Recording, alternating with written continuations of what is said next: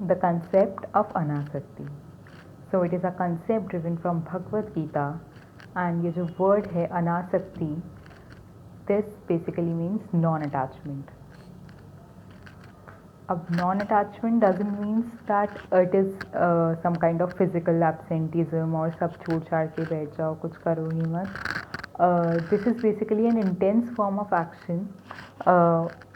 जैसे कि जो भी काम आपको मिला, जो भी आपकी ड्यूटीज़ हैं, वो सब आपने करनी है डिसइंटरेस्टेड रहकर. अपने स्ट्रॉन्ग इमोशंस नहीं जोड़ने, अपनी एक्सपेक्टेशंस नहीं जोड़नी उससे कुछ, या आपने कुछ एक्सपेक्ट नहीं करके करना कि इससे आपको सक्सेस मिलेगी या फेलियर मिलेगा या आपको एनी काइंड ऑफ लॉस और गेन मिलेगा, या फिर उस बेसिस पर आपको काम सेलेक्ट नहीं करना है कि whether you like the work और नॉट.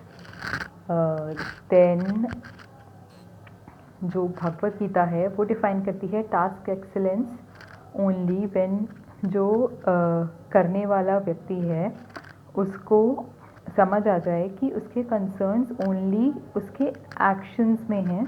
जो भी कर्म वो करता है उन्हें करना है उसे बस बिना रिज़ल्ट की चिंता किए और डिसइंटरेस्टेड रहकर और कुछ एक्सपेक्ट किए बिना कि क्या कॉन्सिक्वेंस होगा इसका, क्या रिज़ल्ट आएगा इसका, बुरा आएगा, अच्छा आएगा, या उसे पसंद आएगा, ऐसा होगा कुछ या नहीं. उसे बस अपना काम करना है, अपना 100% देना है और उस काम में अपना फुल तरीके से एक्सेलेंस शो करनी है बिना उस काम से अटैच हुए इमोशनली या किसी भी तरीके से.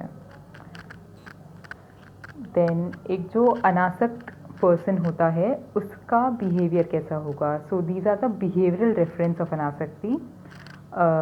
सो in the first point as it is given, he will discharge his duties beautifully without mental attachment to the consequences.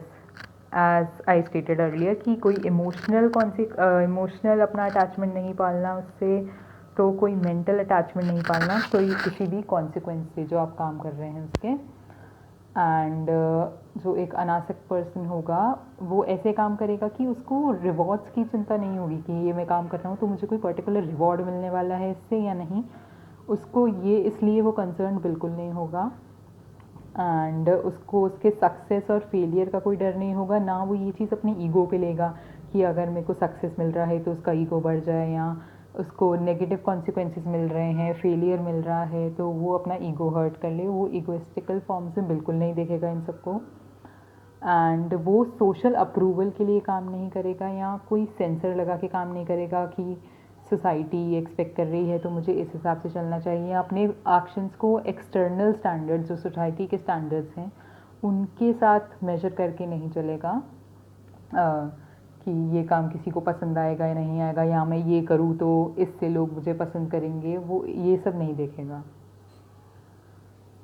Then strong negative emotions जैसे कि पैशनेट होना किसी चीज़ के लिए, डर लगना किसी चीज़ से, या गुस्सा आना किसी चीज़ पर, ये सब स्ट्रॉन्ग नेगेटिव इमोशंस इसमें बिल्कुल नहीं होंगे. ना ही वो एक ऐसा इंसान होगा जो कि प्लेजर सीख कर की कॉन्सेंट्रेशन भी हाई होगी. एंड ये हमेशा कोशिश करेगा कि जो भी मैं कर रहा हूँ, जो भी टास्क एट हैंड है उसमें मैं अपनी फुल एक्सेलेंस शो करूँ. So these are the behavioural difference of an अनासक्त पर्सन. देन अनासक्ति एंड साइकोलॉजिकल वेलबींग, इसका क्या रिलेशन है. इसका अब ये रिलेशन है अब जो कि एक अनासक्त पर्सन के बिहेवियरल रेफरेंस में ये सब आ रहा है कि उसमें कोई स्ट्रॉन्ग नेगेटिव इमोशन नहीं है, कोई सेंस ऑफ माइंडनेस नहीं है, कोई ईगोइस्टिक नेचर नहीं है उसका. एंड वो अपने जो भी उसको मिलता है वो उससे कुछ एक्सपेक्ट नहीं करता अपनी ड्यूटीज़ से कि इससे मुझे फेलियर मिलेगा, सक्सेस मिलेगी. वो जस्ट अपना 100% दे रहा है कुछ भी एक्सपेक्ट किए बिना, और एक इमोशनल बैलेंस बना के रख रहा है in the face of success as well as in the face of failure. So इससे क्या होगा, जब उसके इमोशंस ही नहीं जुड़े हुए स्ट्रॉन्ग नेगेटिव पॉजिटिव, तो वो कुछ एक्सपेक्ट ही नहीं कर रहा, तो ना उसको किसी चीज़ का स्ट्रेस होगा, ना उसको किसी चीज़ से एंजाइटी होगी, ना उसको किसी चीज़ से दुख होगा कि ये मुझे नहीं मिला या ये मेरे साथ क्यों हो रहा है ऐसा.